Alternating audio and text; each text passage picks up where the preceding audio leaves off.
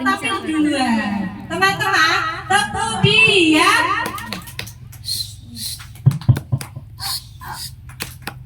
Diam. Monggo Bunda.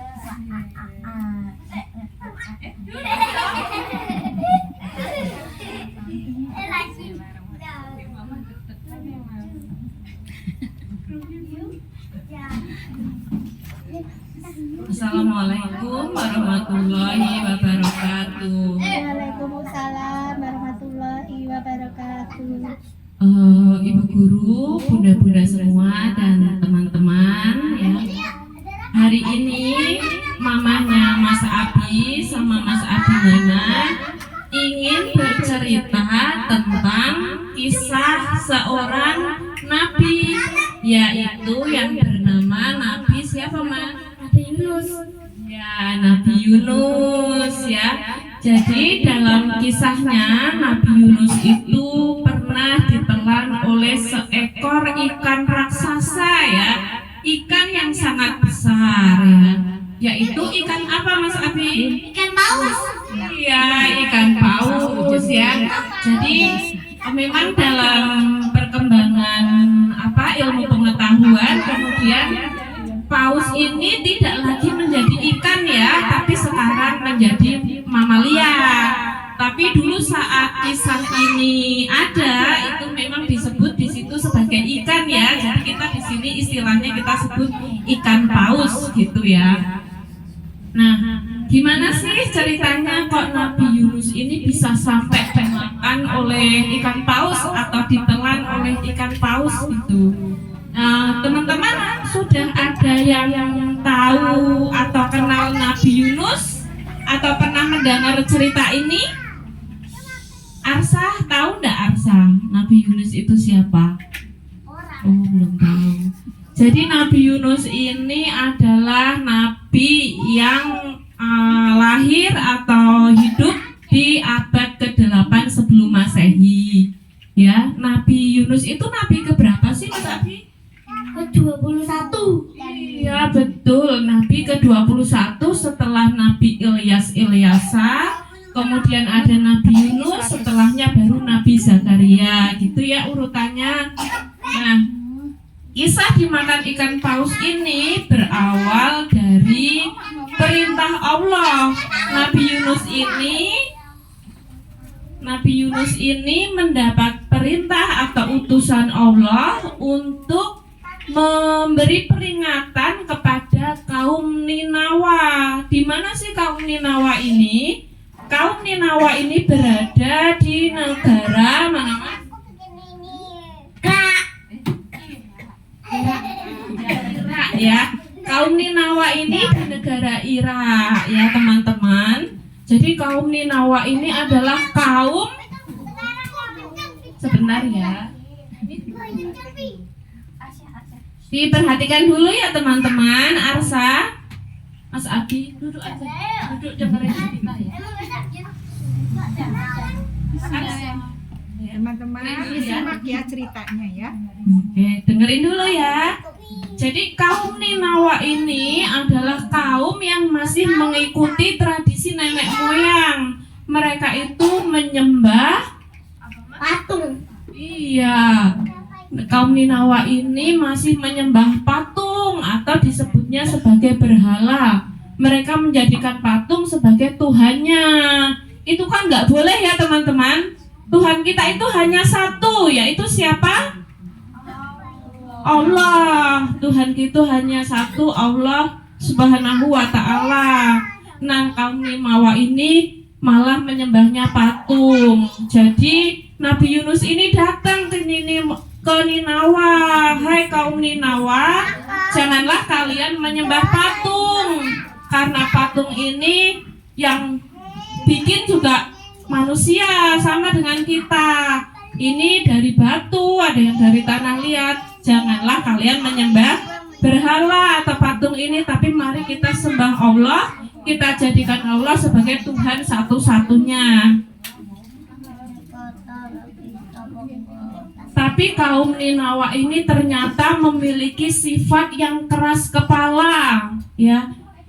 Mereka ini tidak mau beritahu, walaupun Nabi Yunus ini sudah memberi peringatan, nanti kalau kalian tidak mengikuti jalannya Allah, maka kota ini akan mendapat kehancuran, mendapat azab dari Allah, ya. Tapi dengan sifat keras kepala dan sombongnya, kaum Ninawa ini berkata, aku sudah lama menyembah Tuhanku ini, berhala ini, patung-patung ini.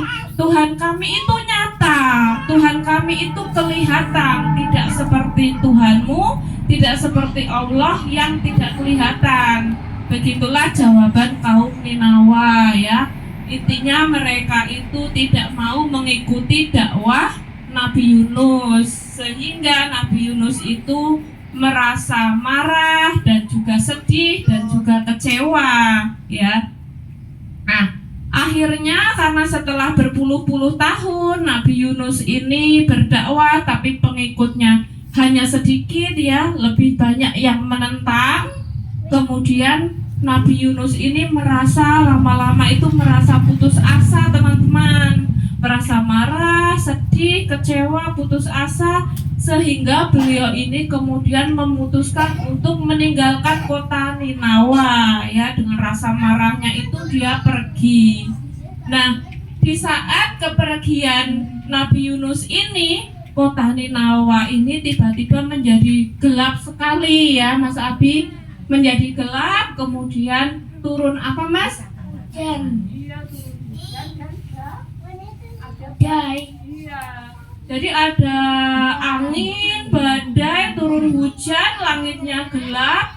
Nah, disitulah kemudian kaum Ninawa ini merasa tergerak hatinya, ya, atau tersadarkan, oh iya, ini adalah tanda-tanda akan datangnya azab dari Allah yang dikatakan oleh Nabi Yunus.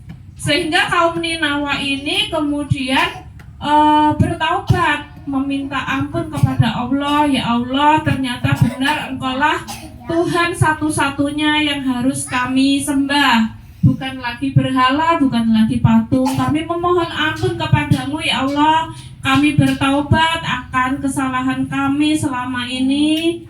Kemudian seketika Allah pun mengabulkan doa kaum Ninawa dengan menghentikan badai tersebut, ya. Jadi azab ataupun musibah yang awalnya akan didatangkan ke kaum Ninawa ini kemudian tidak terjadi, teman-teman, gitu. Jadi kalau secara sejarahnya, ya, kaum Ninawa ini atau kota Ninawa ini menjadi salah satu kota yang luput dari azab dan kehancuran, ya. Kalau kota lain misalnya dakwahnya tidak didengar, itu biasanya diberi kehancuran sama Allah. Tapi kaum Ninawa ini ternyata diampuni oleh Allah sehingga musibah itu tidak terjadi, begitu. Nah, bagaimana dengan Nabi Yunus yang sudah pergi meninggalkan Ninawa? Ternyata Nabi Yunus ini juga mengalami musibah yang sama, teman-teman. Di dalam kapal yang ditumpangi oleh Nabi Yunus itu ternyata juga terjadi badai yang sangat besar, yang sangat dahsyat, ya. Sampai kapalnya itu terguncang, terombang-ambing di tengah laut. Nah, bagaimana caranya untuk mempertahankan kapal ini? Kemudian para awak kapal ini mengatasinya dengan cara membuang barang-barang bawaannya, ya. Muatannya ini dibuang, diceburkan ke laut. Tujuannya apa? Untuk mengurangi beban supaya kapalnya ini bisa stabil, ya, nggak tenggelam, gitu. Itu upaya pertama yang dilakukan. Ternyata setelah upaya ini dilakukan, kapal itu tetap terguncang. Nah, kemudian setelah dipikir-pikir, oh ini ternyata bebannya harus dikurangin lagi. Siapa yang harus diturunkan? Berarti kan penumpangnya. Nah, untuk menentukan siapa yang harus diturunkan, para awak kapal tersebut kemudian menulis nama-nama penumpang yang ada di kapal. Teman-teman, tolong diperhatikan dulu, ya. Mas Abi duduk dulu.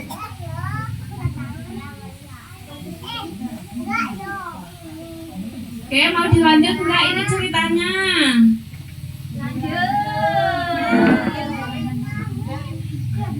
Mas Abi dudukin baik. Maunya ngasih.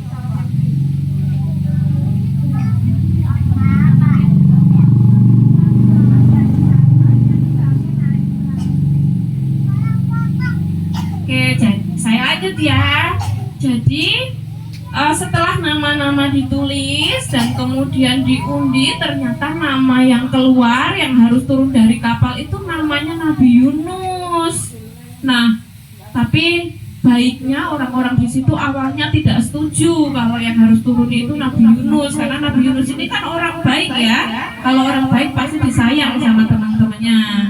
Nah, kemudian diulangin lagi. Undiannya diulangi lagi, ternyata yang masih keluar itu namanya Nabi Yunus lagi. Sampai berulang kali ternyata memang namanya Nabi Yunus terus yang keluar. Sehingga akhirnya Nabi Yunus sendiri berkata, "Sudahlah, biar saya saja, biar aku saja yang turun ke laut. Mungkin ini memang sudah jalanku, mungkin ini takdir dari Allah," seperti itu. Jadi Nabi Yunus dengan rasa ikhlas kemudian menceburkan diri ke laut gitu. Tapi ajaibnya dia tidak tenggelam di dalam laut, malah ditolong oleh seekor ikan raksasa tadi ya, yaitu ikan paus. Seperti ini ya teman-teman, ikan paus gitu. Jadi Nabi ini masuk ke dalam perutnya ikan paus ya. Ini kan perutnya besar, terbuka lebar. Nabi Yunusnya masuk, kemudian dia hidup selama beberapa hari, beberapa malam di dalam perut ikan paus ini. Tetapi yang dia lakukan hanya tidur saja ya. Di saat terbangun, yang beliau lihat hanyalah kegelapan di dalam perut ikan paus. Kemudian dia dalam keadaan lemah, sekuat tenaga berdoa kepada Allah, "Ya Allah, ampunilah aku, terimalah tobatku, aku pergi dengan rasa marah dari kota Ninawa. Sekarang ampunilah aku berjanji akan melanjutkan atau menuntaskan tugasku di kota Ninawa. Ya, akan melanjutkan dakwahku di kota Ninawa." Kemudian Allah pun mengabulkan doanya Nabi Yunus dengan memerintahkan ikan paus ini untuk memuntahkan atau mengeluarkan Nabi Yunus ke daratan. Kemudian Nabi Yunus ini dikeluarkan dan dimuntahkan di daratan tandus ya, dalam keadaan lemah dan sakit Nabi Yunusnya ini. Terus Nabi Yunus ini dimuntahkan di daratan dalam keadaan sakit, tidak ada makanan apapun. Kemudian beliau ini dirawat oleh tanaman ya. Tanaman apa Mas Abi yang merawat? Labu. Ya, tanaman labu yang merawat Nabi Yunus ini ya. Jadi beliau ini sehari-harinya makanannya labu, sampai kemudian beliau ini pulih. Setelah pulih, kemudian Nabi Yunus ini kembali ke kota Ninawa dan bertemu dengan kaum yang dulu dia tinggalkan, yang dulu beliau tinggalkan ya. Mereka bertemu dalam kondisi yang sudah beriman ya. Kaum Ninawa sudah kondisi beriman, bertemu kembali dengan Nabi Yunus. Akhirnya mereka hidup berdampingan dan Nabi Yunus ini melanjutkan dakwahnya ya kepada anak keturunannya kaum Ninawa, hidup bersama sampai akhir hayatnya. Nabi Yunus ini wafatnya juga di kota Ninawa ya, di Irak. Seperti itu teman-teman ceritanya. Jadi ceritanya Nabi Yunus ini happy ending ya.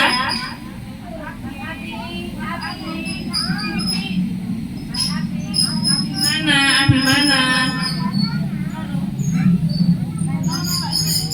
Sio, sini Sio, Mas Abi.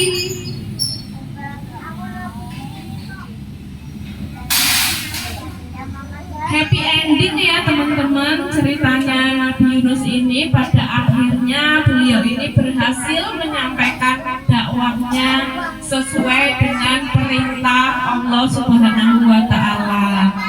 Nah, apa sih hikmah atau pelajaran yang bisa kita petik dari kisah Nabi Yunus ini? Hikmahnya adalah bahwa satu, kita tidak boleh melebih-lebihkan rasa marah ya. Kita harus mampu menahan amarah walaupun seberat apapun cobaan, dan sekuat apa orang lain menolak diri kita ya. Selama kita itu berbuat baik, tahanlah amarahnya.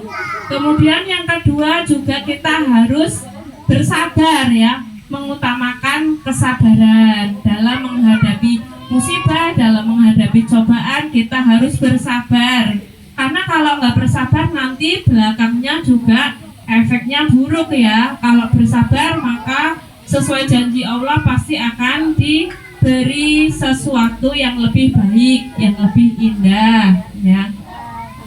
Kemudian kita juga yang ketiga ya, kalau kita bersungguh-sungguh bertobat, meminta ampun kepada Allah, maka Allah juga akan mengabulkan doa kita ya. Jadi intinya ini pelajaran yang bisa kita ambil adalah tentang menahan rasa marah, sabar, dan juga bertobat dari kesalahan yang kita perbuat ya. Sabar itu dalam menghadapi apapun ya. Kadang-kadang masalah yang terjadi, musibah yang menimpa kita, masalah-masalah yang ada itu tidak terlalu penting ya teman-teman. Tapi yang lebih penting daripada itu semua adalah bagaimana cara kita menyikapi sebuah masalah, bagaimana kita merespon sebuah keadaan, kita memberi reaksi dari peristiwa yang terjadi. Itu yang lebih penting dan akan menentukan dampak akhirnya.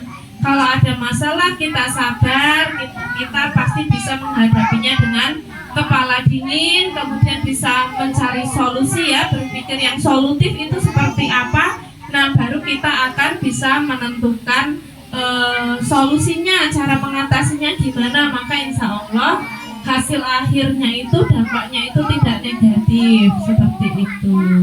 Jadi itu saja ya yang bisa Mas Arfi dan mamanya Mas Arfi ceritakan hari ini tentang kisah Nabi Yunus ya. Semoga bisa kita ambil pelajaran dan hikmahnya. Seperti itu ya teman-teman. Terima kasih. Wassalamualaikum warahmatullahi wabarakatuh.